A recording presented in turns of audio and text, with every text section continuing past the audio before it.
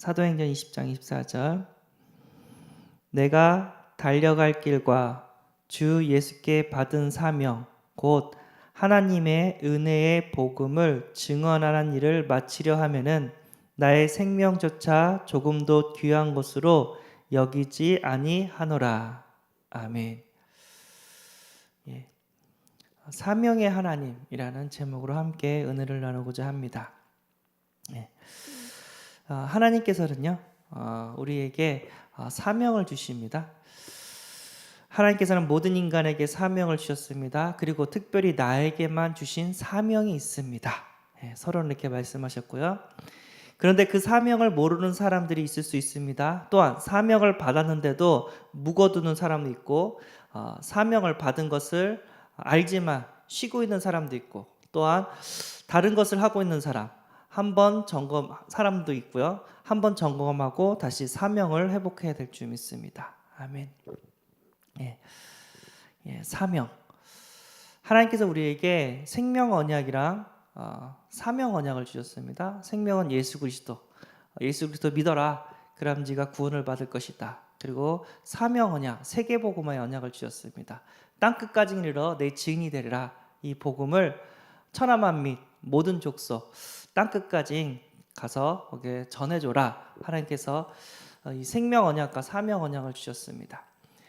그리고 나에게만 내가 할 수 있는 그 세계 복음화를 하나님께서 또 허락하신 줄 믿습니다. 사람마다 세계 복음화를 위해서 주신 하나님의 사명이 다 있어요. 예를 들어서 이제 어린이 이렇게 선생님이면 유치원 어린이 선생님이면 유치원들의 아이들에게 어렸을 때부터 복음을 전할 수 있는 그런 사명을 하나님께서 주신 거고요.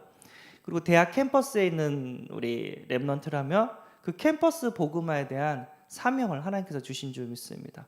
그리고 직장 생활하는 우리 청년들이 있으면 그 직장을 복음으로 살려야 될 사명을 하나님께서 주신 줄 믿습니다. 그리고 세계 복음화는 우리 새은혜교회에 왔다면 이 새은혜교회에서 내가 해야 될 사명을 세계 복음을 위해서 내가 해야 될 사명을 하나님께서 주신 줄 믿습니다. 이것들을 하나하나씩 하나님의 음성을 들어가면서 찾아야 돼요. 나의 세계 복음화, 이 세계 복음화를 위해서 내가 지금 해야 될 것이 무엇인지, 하나님 나보고 하나님께서 나에게 주신 미션은 무엇인지, 이런 것들을 구체적으로 우리가 찾아가고 하나님과 함께하는 세계 복음의 축복을 누려야 될 줄 믿습니다. 그래서 첫 번째, 나의 사명 찾기. 성경 66권은 하나님께서 사명을 주신 이런 내용들이 많습니다. 창세기 1장 28절, 하나님이 그들에게 복을 주시며 하나님이 그들에게 이르시되 생육하고 번성하여 땅에 충만하라. 땅을 정복하라. 바다의 물고기와 하늘의 새와 땅에 움직이는 모든 생물을 다스리라 하시니라. 하나님께서 이제 사명, 미션을 주셨죠. 정복하고 다스리는 그런 사명을 주셨습니다. 창세기 2장 18절에서 25절, 여호와 하나님이 이르시되 사람이 혼자 사는 것이 좋지 아니하니 내가 그를 위하여 돕는 배필을 이루리라 하시니라. 하나님께서는 우리를 만드신 이유 중에 하나가 서로서로 도와가며 살으라고 그렇게 만드셨다고 합니다. 여자와 남자를. 창세기 6장 14절, 너는 고페로 나무로 너를 위하여 방주를 만들되 그 안에 칸막을 막고 역청을 그 안팎에 칠하라. 누구죠? 노아에게는 방주라는 미션을, 사명을 하나님께서 주셨어요. 창세기 12장 1절에서 2절, 여호와께서 아브라함에게 이르시되 너는 너의 고향과 친척과 아버지의 집을 떠나 내가 내게 보여줄 땅으로 가라. 내가 너로 큰 민족을 이루고 내게 복을 주어 내 이름을 창대케 하리니 너는 복이 될지라. 하나님께서는요 아브라함에게 가나안 땅으로 가라고, 메시아가 오실 가나안 땅으로 가라고 또 이렇게 사명을 줬습니다. 그 사명을 받은 자는요 진짜 하나님과 함께하는 놀라운 기적들을 체험하고 하나님의 축복 가운데 진짜 큰 일을 이루어냈습니다. 반대로 그 사명을 찾지 못하면요 고생합니다. 모세가 하나님께로부터 사명을 받기 전까지는요 도망자 인생을 살았어요. 그 광야에서 양치기 인생을 살았습니다. 그런데 하나님을 만난 다음에 진짜 이스라엘 민족을 살려내는 그런 어마어마한 일을 했습니다. 진짜 사명을 찾지 못하면 빈손 인생이라 열심히 사는데 결국 남는 게 아무것도 없다는 거예요. 누가복음 5장 1절에서 12절 베드로죠. 어부 베드로는 밤이 맞도록 그물을 내리고 고기를 잡는데 한 마리로 잡지 못하는 빈 그물, 빈배라는 초라한 모습으로 그물을 씻었습니다. 그때 예수님께서 시몬 베드로에게 이르시되 깊은 데로 가서 그물을 내려 고기를 잡으라. 이때 베드로는 말씀에 의지하여 그물을 내림으로 그물이 찢어질 정도로 많이 잡았습니다. 물고기를요. 이 광경을 본 베드로는 예수님께 무릎을 꿇고 엎드려 이르되 주여 나를 떠나소서 나는 죄인이소이다. 이때 예수님께서 말씀하시기를 이후로는 내가 사람을 취하리라. 그러니까 사람을 낚는 어부가 되게 하시겠다고 했죠. 베드로는 사명을 발견하고 모든 것을 버려두고 예수님을 따라갔습니다.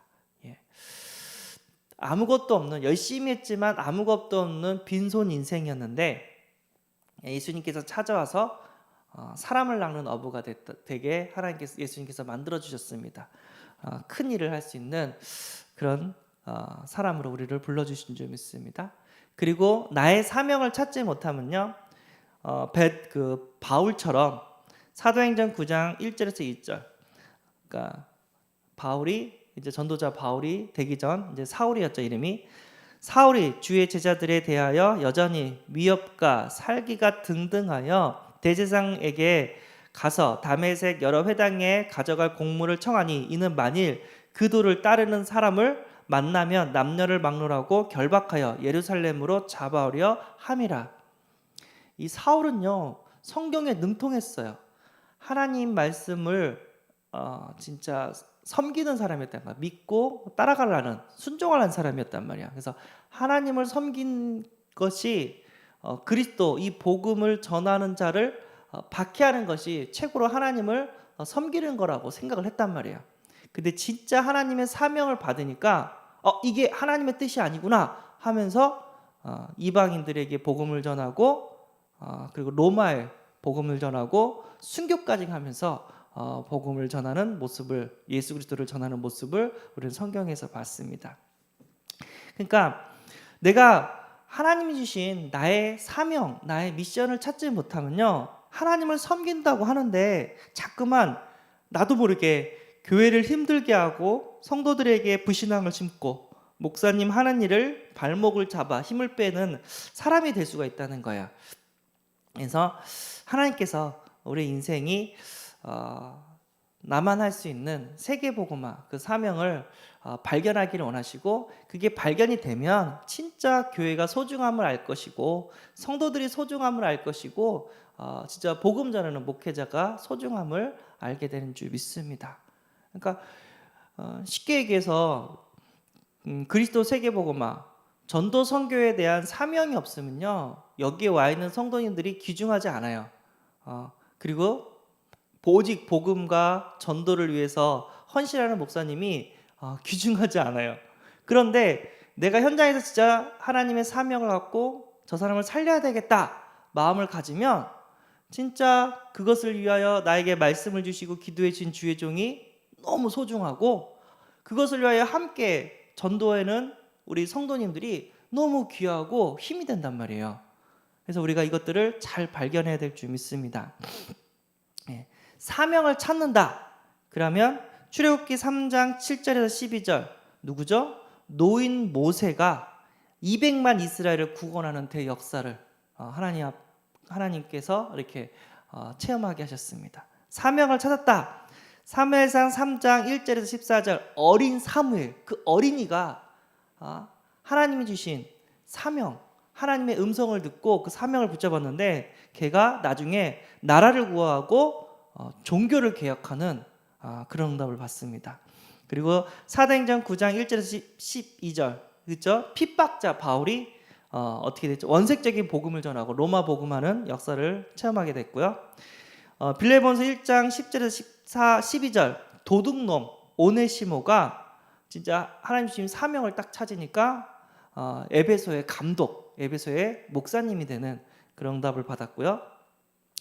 그 다음에 기드온도요 겁쟁이였는데 나라를 구하는 그런 응답을 받았고, 세리 삭개오 왕따, 이스라엘 민족은 세금을 걷는 세리들을 미워했거든요.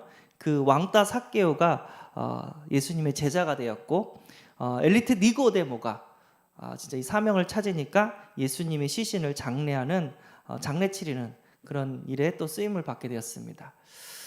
그러니까 이 사명을 붙잡은 사람은 하나님의 기적과 역사 속으로 들어간다는 거예요. 하나님이 함께하는 많은 응답을 주신다는 거예요. 그래서 하나님께서 나에게 주신 그 사명을 꼭 찾으시고 감당할 수 있는 은혜가 있기를 소원합니다. 그럼 그 사명이 어딨냐? 내가 있는 그 현장에 하나님의 사명이 있는 줄 믿습니다. 나는 부신 가정에 있다. 그러면 그 부신 가정을 살리라고 나를 그곳에 선교사로 전도사로 보내준 줄 믿습니다. 나는 이 대학에 입학했다. 그러면 그 대학을 살리라고 나는 선교사로 하나님께서 그 현장에 보내주신 줄 믿습니다. 직장도 똑같죠. 예. 우리 요셉이가 이제 동양미래대 갔잖아요. 그러면 요셉이가 제가 이렇게 같이 가서 거기 있는 또 다른 사역자도 있거든요. 부목사님 한 분 더 계세요. 옆에 제가 같이 참석해주고 아이들 데리고 지교회 예배 드리고 서울대학교로 가가지고 또 전도학교 예배 드리고 어떻게 해요. 애들 태우고 제가 왔다 갔다 해주는데, 그럼 나 웃으면서 요셉아 공부하는데 힘들지? 하면서 막 그래요. 아니에요 재밌어요 막 그래요. 그러면서 수학이 너무 힘들다고 막 그래요. 괜찮아 어차피 그거는 교양 과목이니까 전공 과목 좀 잘하면 돼 괜찮아 하면서 제가 은근히 갈고요. 너 지기에 왔는데 친구들한테 같이 가자고 초청했어 안 했어? 했더니 못했어요. 죽을래? 하면서 막 그래요. 웃으면서 막 스트레스 받지 않게 초청해야지. 너 혼자만 오면 안 돼. 새로운 친구들이 있다니까. 구원받기로 작정된 친구들이 있어. 근데 누군지 모르니까 우리 목사님 와서 같이 성경도 가르쳐주고 기도도 해주는데 너무 즐거우니까 너도 한번 와볼래 하면서 초청을 해 하면서 막 은근슬쩍 계속해서 갈구고 있거든요. 네. 하나님께서 물론 대학을 보냈을 때는 이제 세계복음 말씀 전문성을 키우는 그런 중요한 시간표지만 또 그 대학 캠퍼스를 또 살릴 수 있는 기회가 되는 줄 믿습니다. 예. 그래서 그것들을 우리가 놓치지 말고 꼭 우리가 그 사명을, 그 현장을 살려야 될 그 사명을 감당해야 될 줄 믿습니다. 아멘. 그리고 이제 대학에서 캠프하다가 진짜 하나님께서 은혜 주셔가지고 이제 많은 것들을 보고 또 이렇게 집으로 돌아오는 길에 제가 이제 거기에 이렇게 강사했던 어떤 나이 드신 전도사님, 여전도사님을 모시고 이렇게 우리 신월동 지역으로 제가 이제 차를 태워드 드린 적이 있었어요. 그때 랩런트도 있고 또 다른 이제 중직자도 있고 막 그랬어요. 가면서 막 이야기를 나눠요. 그러면서 어떤 그 청년이 이제 얘기를 해요. 근데 그 청년은 이제 곧 있으면 11월에 결혼을 하고 한대요. 그래서 사모가 된대요. 그 주의 종과 결혼하는 분이구나 하면서 딱 얘기거든요. 근데 그분이 또 교회에서 주일학교를 맡고 계셨던 거예요. 근데 힘든 거를 나한테 이렇게 얘기를 하는 거예요. 너무 힘들다고. 그러니까 무슨 일이 있는지 대충 들었어요. 제가 많이 힘드시죠? 예, 주일학교 힘들다고.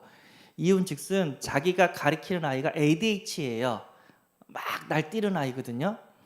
이 아이를 가르치는데 너무 힘들대요. 내가 잘해줬는데 얘가 조금 잘해주니까 또 집착을 한대요. 그리고 문자를 계속해서 보내고 그 문자 다 답장을 안 하거나 늦게 하면 나를 욕하는 문자를 막 보내고 내가 아무리 잘해줬는데도 갑자기 얘가 나를 때리고 나를 문대요. 그럼 나도 얻어맞으니까 힘드니까 나도 같이 때린대요. 때리지 말라고 하면 그러면서 나중에 미안해가지고 회개한대요. 진짜 내가 왜 걔를 때렸을까? 걔 힘든 아이인데. 그러니까 이혼즉슨 엄마 아빠가 이혼을 했어요. 네. 근데 재혼을 한 거예요. 그래서 엄마의 아이들이 이름이 첫 번째 남편의 아이랑 그 두 번째 남편의 아이랑 같이 사는데 아이들이랑 같이 사는데 이 아이들이 한 집에 사는지만 성이 다 달라요. 예. 그리고 이제 엄마는 이제 두 번째 남편의 나온 아기를 결혼해서 태어난 아기에게 많은 그 사랑을 주잖아요. 예. 근데 뭐랄까 첫 번째 남편에 나왔던 그 아기는 그 엄마의 사랑을 받고 싶은데 막내가 그 사랑을 받고 있어가지고 뭐 이렇게 갈등을 하면서 막 이렇게 그 결핍이 생기면서 계속해서 이제 애가 이제 계속해서 뭐 상태가 안 좋아지는 거예요. 그래서 정신과한테도 이렇게 가보고 또 이렇게 교회도 이렇게 도움 청해보고 근데 나아지는 게 없는 거예요. 너무 그러면서 자기가 이제 주일학교 그 아이를 맡았는데 그 아이 상태가 너무 심하니까 자기도 이렇게 힘들다고 딱 그 얘기를 한 거예요. 그래서 나한테 이제 답을 요구하는 거죠. 어떻게 하면 좋겠어요, 목사님? 딱 물어봤어요. 그래서 그냥 할 말 없어요. 그래서 복음 누리는 방법밖에 없어요. 그래서 네 했더니 계속해서 그 아이를 용서하시고 그 아이랑 싸우지 말고 그 아이의 배경 속의 역사는 사단을 결박해 주시고 하나님 주신 은혜와 힘으로 그 아이를 계속해서 사랑하는 방법밖에 없어요. 그게 복음이잖아요. 그렇죠? 예수 그리스도는 우리의 죄를 용서하셨고 예수 그리스도는 사단의 권세를 깨뜨리셨고 예수 그리스도는 하나님 만나는 길을 열어주셨잖아요. 이거 누려야 되라고. 용서해 주시고 흑암 꺾어주고 하나님 신 힘과 능력으로 그 아이를 도와주라고 그 얘기를 딱 했거든요. 그리고요 하나님이 선생님을 이제 사모가 될 분인데 사랑하셔서 그 아이를 만나게 하신 거예요. 네 그러면서 그 아이를 케어하다 보면은 내가 더욱더 하나님의 은혜 속으로 들어가 있고 내가 더욱더 기도할 수밖에 없어요. 하나님이 나를 훈련시키는 거예요. 그리고 얘기를 했죠. 어머니 중에 이제 ADHD를 가진 아들이 있었는데 그 어머니가 주일학교 선생님이었거든요. 그 어머니를 만난 아이들은 다 믿음이 성장해 버린 거예요. 왜죠? ADHD를 케어하다가 정상인 아이를 케어하니까 정상인 아이는 식은죽 먹기인 거예요. 복음 집어넣는 게. 그만큼 레벨이 올라가 버린 거예요. 자기도 모르는 사이에. 진짜 이 아이들 때문에 눈물을 흘리며 기도해야 될 수밖에 없고 이 아이 때문에 은혜 받을 수밖에 없는 거예요. 하나님이 하신 거라고 딱 힘을 얻는 모습을 봤어요. 물론 저는 도울 수는 없지만 말씀 속에서 하나님을 누려야 되는 복음을 누려야 되는 이유를 발견하고 또 그 현장에 대한 사역을 감당할 수 있도록 하나님을 더욱더 찾아야 되고 은혜 받아야 될 이유를 발견한 모습들을 보면서 저도 감사했습니다. 이 사명이 진짜 확신 가운데 붙잡게 된다면 현실 문제를 뚫고 가는 힘을 하나님께서 더해 주십니다. 이 사명이 진짜 하나님 주신 사명을 붙잡게 되면 죽음을 뛰어넘는 힘을 하나님 주세요. 그리고 이 사명을 붙잡으면요 기쁨이 생겨요. 기뻐해라. 물론 기뻐하는 순간 사단이 떠나요. 나를 죽이려고 하고 우리 렘넌트를 죽이려고 하고 고통을 갖다 주면서 더 이상 사명 감당하지 못하도록 막 괴롭히는데 그 가운데 내가 불신앙하지 않고 기뻐하면 흑암이 떠나요. 반대로 또 내가 이 사명을 감당하면 하나님께서 나에게 기쁨을 또 주세요. 보람을 주세요. 내가 이 사명을 감당할 수 있도록 하나님께서 나에게 힘을 주세요. 그럼 됐잖아요. 오늘 사명을 감당할 수 있는 하루가 되어지기를 소원합니다. 여러분들이 관계된 현장을 살려낼 수 있는 하루가 되기를 소원합니다. 그리고 현장이 진짜 깝깝하고 어려운 사람 많습니다. 그들을 위해서 복음을 누리고 전하는 하루가 되기를 소원합니다. 기도하겠습니다. 하나님 감사합니다. 우리의 힘과 능력으로는 할 수 없지만 하나님께서 사명을 주시고 힘을 주시고 기쁨을 더해 주시는 줄 믿습니다. 우리 캠퍼스를 살리게 하시고 직장을 살리게 하시고 렘넌트 후대를 살리게 하시고 가문 복음화를 이루게 하시고 지역 복음화를 이루게 하시고 교회를 도와 우리가 세계 선교할 수 있도록 하나님께서 은혜 위에 은혜를 부어 주옵소서. 오늘도 오늘 주신 말씀 붙잡고 승리하는 하루가 되게 하여 주옵소서. 우리 주 예수 그리스도의 이름으로 기도합나이다. 아멘. 하늘에 계신 우리 아버지여, 이름이 거룩히 여김을 받으시오며 나라의 임하옵시며 뜻이 하늘에서 이룬 것 같이 땅에서도 이루어지이다. 오늘날 우리에게 일용할 양식을 주옵시고 우리가 우리에게 죄 지은 자를 사하진 것 같이 우리 죄를 사하여 주옵시고 우리를 시험에 들게 하지 마옵시고 다만 악에서 구하옵소서. 대개 나라와 권세와 영광이 아버지께 영원히 쌓옵나이다. 아멘.